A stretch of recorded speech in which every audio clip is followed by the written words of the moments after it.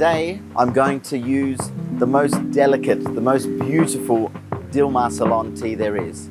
Dilmah Silver Tips, Ceylon white tea. All right, so what we're going to do is brew this tea. The most delicate tea deserves a delicate use.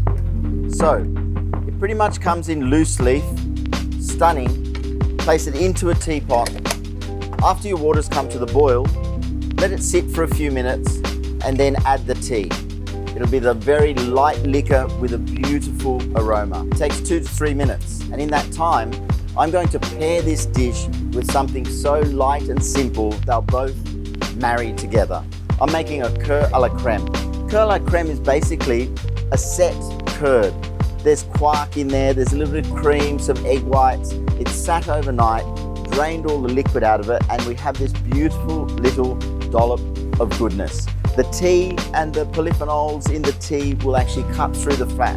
But I've also got some beautiful raspberries, which I'm going to place around, and that will add the acid. We have some Norelia strawberries from where the tea comes from, just delicately fanned in there.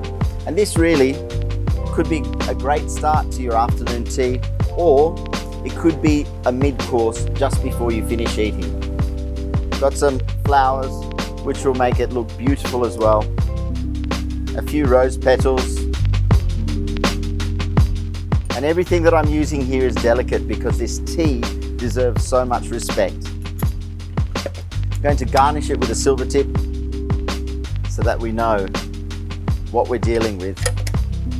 And now back to the magic, which is the tea itself. The color of the liquor is so light. It's opened up and 3 minutes have passed.